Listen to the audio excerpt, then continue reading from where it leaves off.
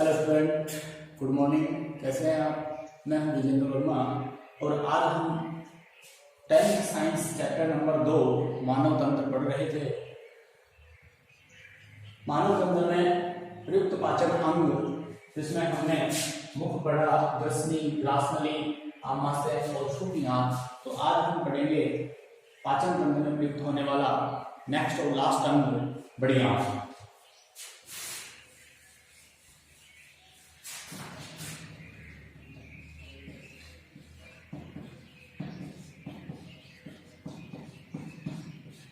बड़ी आंत, देखो बड़ी आंत,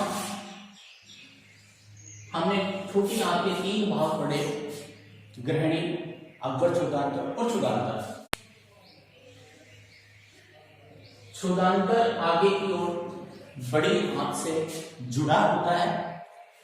इस बड़ी आंत में विशेष प्रकार के जीवाणु पाए जाते हैं, जीवाणु होते हैं, और ये जीवाणु छोटी आंत से शेष बचे अपचित भोजन को किण्वन क्रिया द्वारा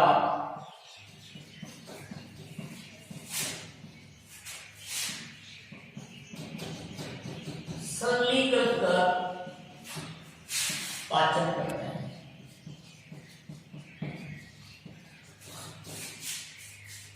बड़ी आंत का कार्य क्या है? बड़ी आंत क्या करती है? तो बड़ी आंत देखो क्या करती है, जल व खनिज लवणों का अवशोषण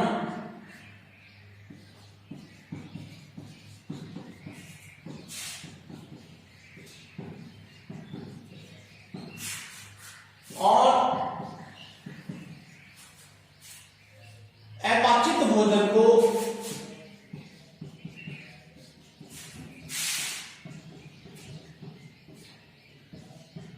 मल द्वार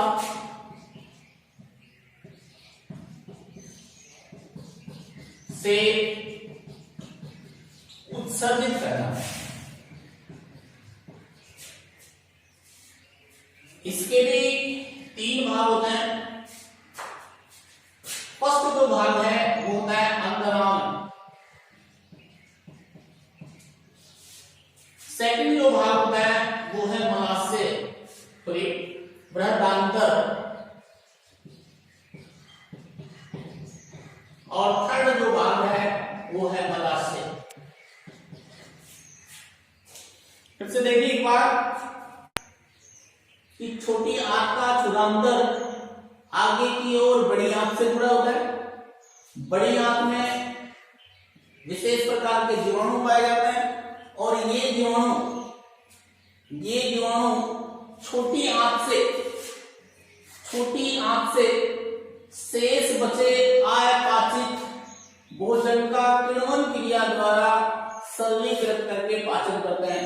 याद रखिएगा, हमारी बड़ी आंत में कुछ विशेष प्रकार के जीवाणु पाए जाते हैं, जैसे मैकेनोजन, और ये क्या करते हैं, छोटी आंत से भोजन का पाचन नहीं होता है। जिस भोजन का पाचन छोटी आंत से नहीं होता है, उनका पाचन किण्वन क्रिया द्वारा कौन करते हैं? जीवाणु करते हैं। फिर उसके बाद में हमने पढ़ा कि इसका कार्य क्या है, पाचन, बड़ी आंत का कार्य। तो बड़ी आंत क्या करती है? जल व खनिज लवणों का अवशोषण का कार्य करती है, और साथ ही अपचित भोजन को मल द्वार से उत्सर्जित करने का काम करती है।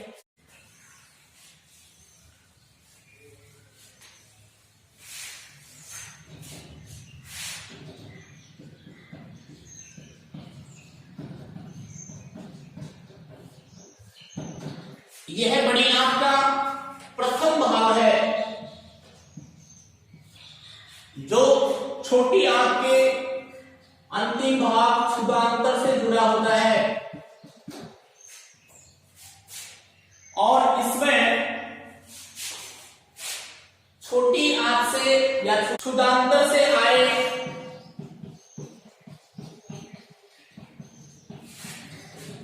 पाचित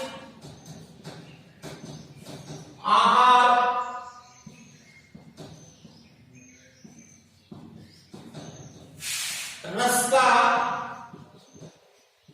अवशोषण होता है और शेष बचे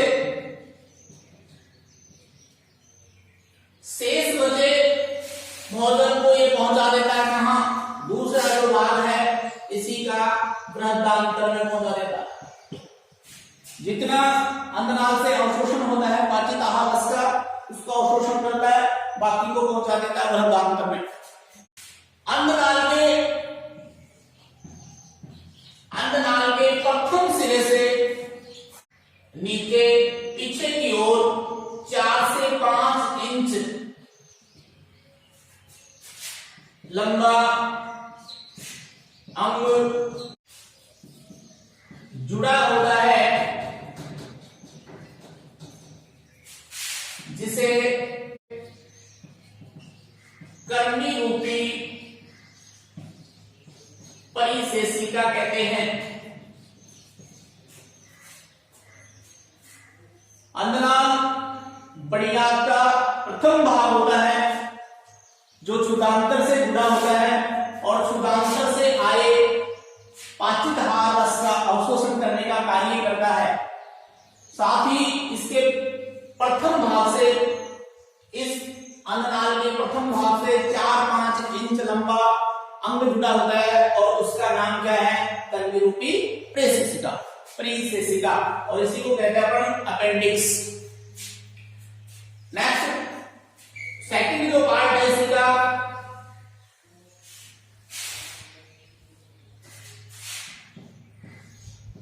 बृहदान्त्र।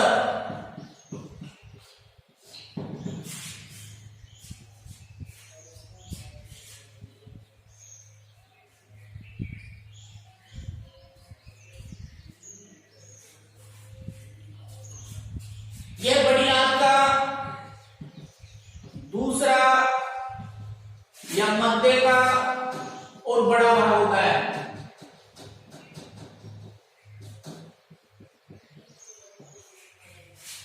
जो उल्टे यू आकार का होता है।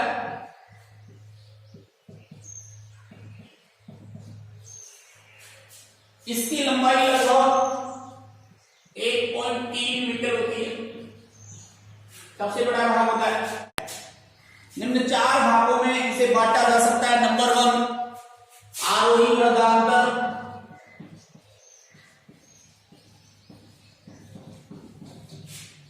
नंबर 2 अनुप्रस्थ,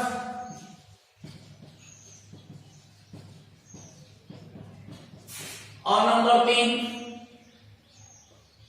अवरोही,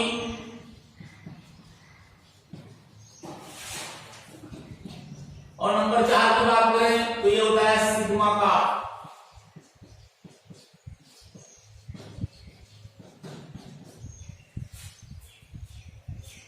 दूसरा बड़ा भाग बृहदान्त्र कहलाता है, जो उल्टे यू आकार का होता है। इसकी लंबाई 1.3 मीटर होती है और इसको 4 भागों में बांटा गया है। निम्न 4 भागों में विभक्त होता है: अवरोही बृहदान्त्र, अनुप्रस्थ बृहदान्त्र, अवरोही बृहदान्त्र और सिग्मा का बृहदान्त्र। नेक्स्ट लास्ट इसका पार्ट आता है तीसरा, वो है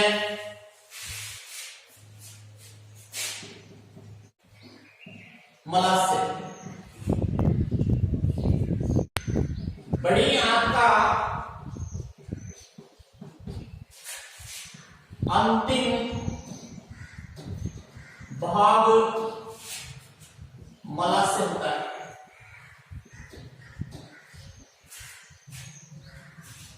जो लगभग 20 सेंटीमीटर लंबा होता है और मलाशय के अंतिम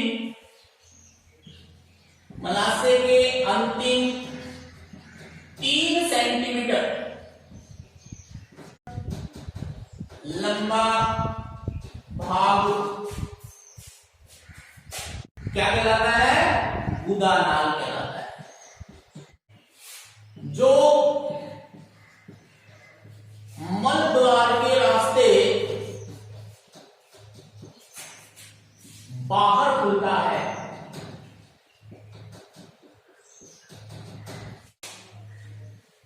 गुदानाल में 2 संवरणीय पेशियां पाई जाती हैं।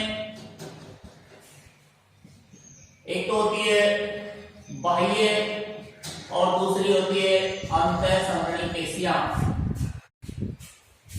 अपशिष्ट को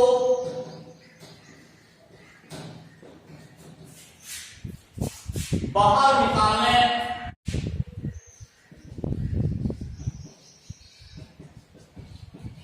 की क्रिया को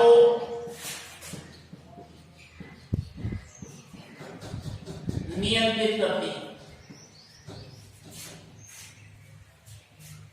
बड़ी आंत का अंतिम और लास्ट जो भाग होता है वो होता है मलाशय, जो लगभग 20 सेंटीमीटर लंबा, और इसका अंतिम 3 सेंटीमीटर लंबा भाग जो है वो कहलाता है गुदानाल। और ये गुदानाल मल द्वार के रास्ते बाहर खुलता है, यानी कि यहाँ पे मुख से लेकर मल द्वार तक अपनी आहार नाल फैली होती है। आहार नाल का अंतिम भाग कौन सा होता है? मल द्वार। तो गुदानाल जो मल द्वार के रास्ते बाहर खुलता है, और गुदानाल में दो संवरणीय पेशियां दो होती हैं, बाह्य और अंतः। ये दो संवरणीय पेशियां कहाँ होती हैं? गुदानाल में। और ये पेशियां जब अपशिष्ट को शरीर से बाहर उत्सर्जित किया जाता है तो उसको नियंत्रित करने का कार्य करती है। ये तो था अपना पाचन तंत्र में प्रयुक्त अंग।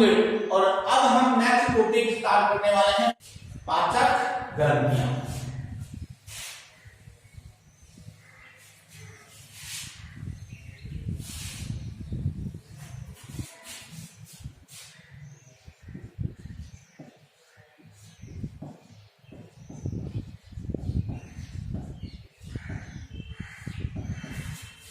हमने फर्स्ट में पढ़ा था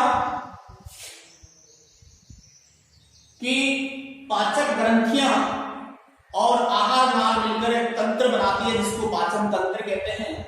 तो हमने पाचक ग्रंथियां 3 प्रकार की, और वो प्रकार कौन कौन से हैं? शाबाश बोलना। नंबर 1 लाल ग्रंथियां,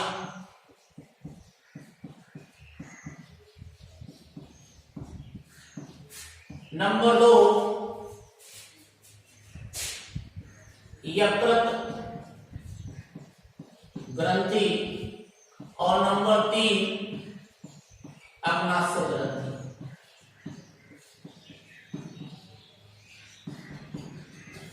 ये 3 ग्रंथियां हम इस टॉपिक में पढ़ेंगे। पाचक ग्रंथियां हैं जो पाचन में सहायक होती हैं। तो सबसे पहले आती है अपनी लाल ग्रंथि।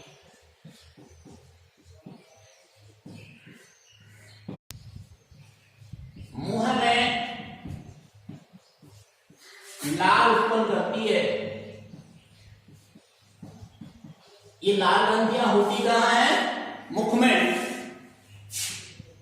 और मुख में लाल उत्पन्न करती हैं, और लाल जो है सिल्मी, तरल, श्लेष्मा का मिश्रण होता है।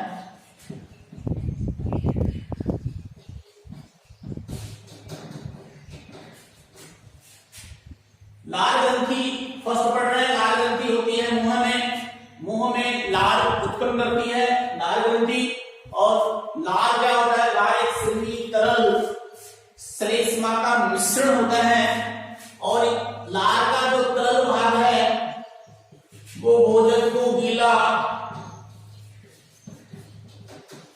या नम बनाए रखता है, नम बनाने का काम करता है। जबकि श्लेष्मा लुब्रिकेंट्स के समान कार्य करता है।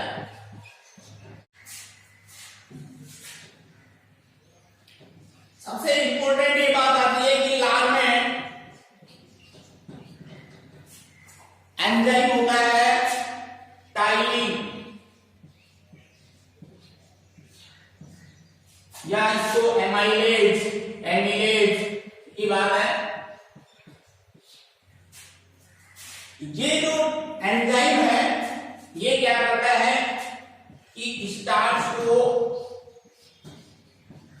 माल्टोज में परिवर्तित कर देता है। ये 2018 में पूछा गया क्वेश्चन है।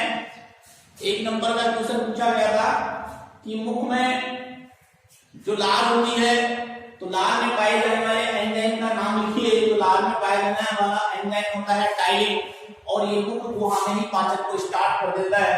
मुख गुहा में ये स्टार्च को माल्टोज में बदल देता है।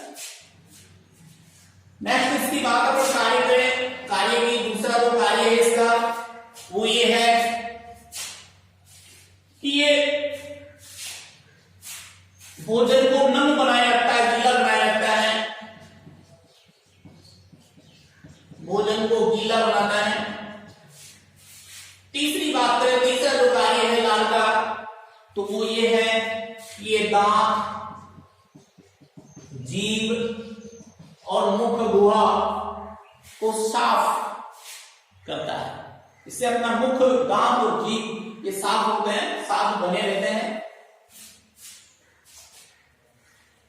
देखिए मनुष्य में 3 जोड़ी लाल ग्रंथियां होती हैं।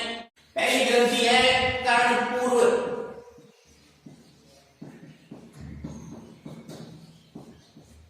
ये श्लेष्मा का स्राव करती है और ये गालों में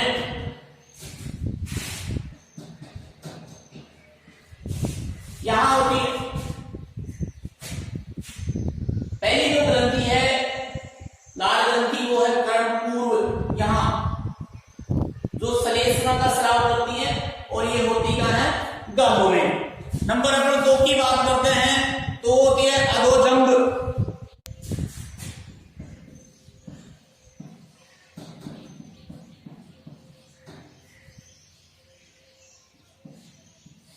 अधोजंग ये विस्तृत ग्रंथि होती है।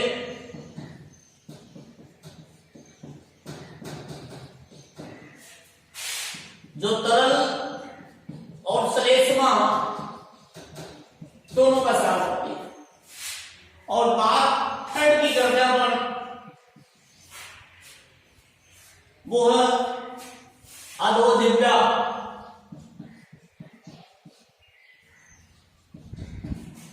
ये तरल का स्राव करती है और जीभ के नीचे होती है। फिर से देखिए एक बार, लाल ग्रंथि मुंह में 3 जोड़ी होती है, यह विभाग में बात करेंगे।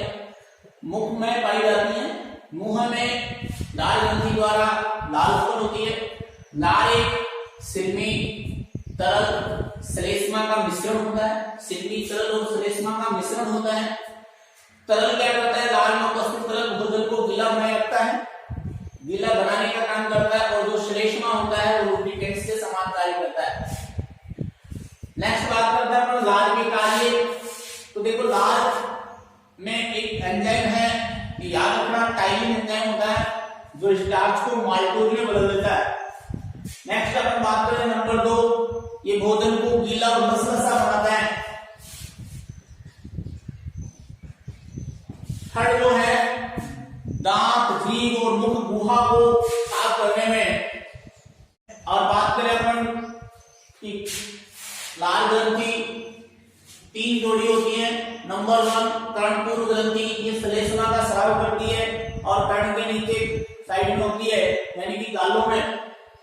नंबर 2 बात करें अधोजंग, जबड़ों में, तो ये होती है मिश्रित ग्रंथि जो श्लेष्मा का और तरल का स्राव करती है। श्लेष्मा और तरल दोनों का स्राव करती है, इसलिए इसको मिश्रित ग्रंथि कहा है। नेक्स्ट है अधोजिह्वा, तो जीभ के नीचे होती है और ये तरल का स्राव करती है। नेक्स्ट सेकंड जो ग्रंथि है वो है यकृत ग्रंथि।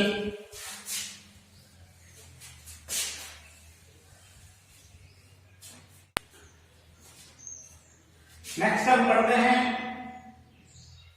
पहले अग्नाशय पढ़ते हैं उसके बाद यकृत ग्रंथि। नंबर 2 पे आती है अग्नाशय ग्रंथि।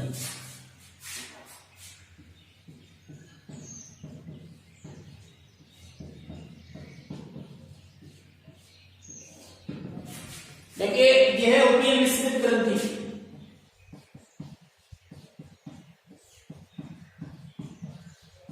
मिश्रित ग्रंथि का मतलब हो गया कि ये अंतःस्रावी और बहिःस्रावी दोनों ग्रंथियों के समान कार्य करती है। तो अंतःस्रावी के रूप में इंसुलिन व ग्लूकेगोन,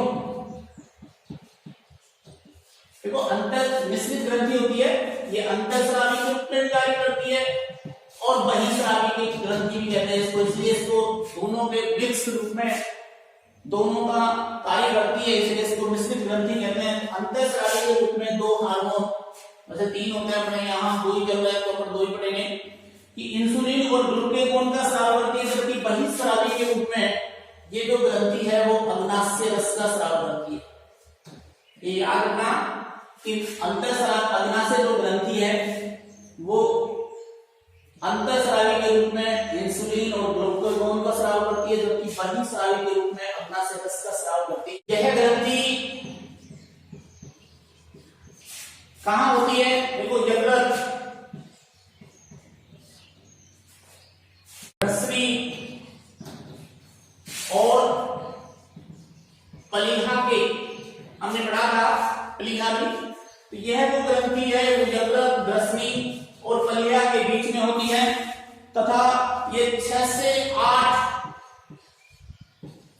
इंच लंबी यू आकार की होती है। इस ग्रंथि द्वारा स्रावित एंजाइम आंतों में कार्बोहाइड्रेट, वसा, प्रोटीन इन सब के पाचन में सहायक होते हैं। और ये जो इंसुलिन व ग्लूकेगोन है ये दोनों मिलकर रक्त शर्करा को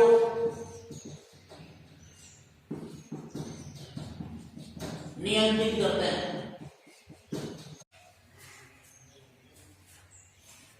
फिर से देखिए एक बार अग्नाशय ग्रंथि, अग्नाशय ग्रंथि को मिश्रित ग्रंथि कहते हैं। मिश्रित ग्रंथि क्यों कहते हैं? क्योंकि अंतःस्रावी और बहिःस्रावी दोनों के रूप में कार्य करती है। अंतःस्रावी के रूप में इससे इंसुलिन और ग्लूकेगोन का स्राव होता है, जबकि बहिःस्रावी रूप में अग्नाशय रस का स्राव होता है। यह ग्रंथि कहां होती है? देखो यह ग्रंथि यकृत, रश्मि और प्लीहा के बीच में स्थित होती है और ये लगभग 6 से 8 इंच लंबी होती है आकार में। और इसके द्वारा जो एंजाइम स्रावित होते हैं वो क्या करते हैं? वो आंत में जाकर के, क्योंकि हमने पढ़ा था कल कि ग्रहणी में अग्नाशय रस, पित्त रस और आंत रस स्रावित होता है, तो ये जो अग्नाशय रस है वो कार्बोहाइड्रेट, विटामिन, प्रोटीन इनके पाचन में सहायक होते हैं। नेक्स्ट, ये जो इंसुलिन और ग्लूकेगोन है वो क्या करता है? शरीर में रक्त शर्करा के स्तर को नियंत्रित करने का काम करते हैं इंसुलिन व ग्लूकेगोन। अगर इंसुलिन की कमी हो जाती है तो रक्त में शर्करा का स्तर बढ़ जाता है। थर्ड ग्रंथि आती है अपनी यकृत। देखो यकृत ग्रंथि मानव शरीर की सबसे बड़ी ग्रंथि है जो पित्त का स्राव करती है।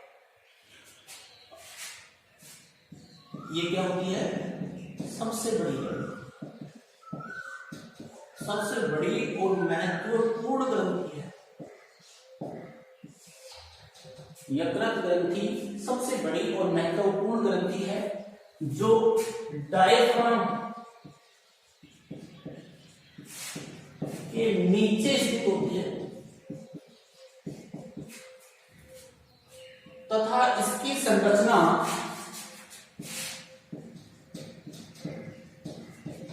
लगभग त्रिकोणाकार होती है। अधिकतम वजन जो है वो दाईं ओर होता है। इसकी अधिकतम मात्रा, अधिकतम भाग इसका दाईं ओर होता है। इसमें दो पालियां स्पष्ट दिखाई देती है, दो पालियां।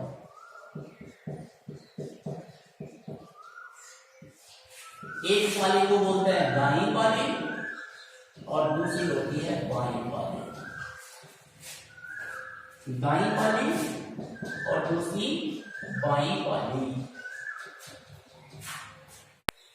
यह लगभग 1 लाख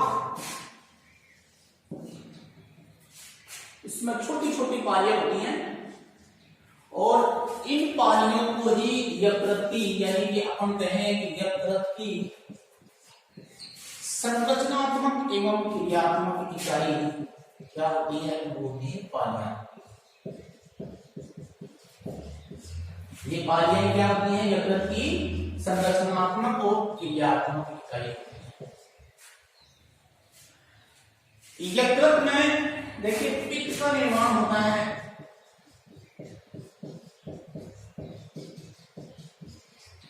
यकृत में किसका निर्माण होता है, पित्त का। और ये पित्त यकृत वाहिनी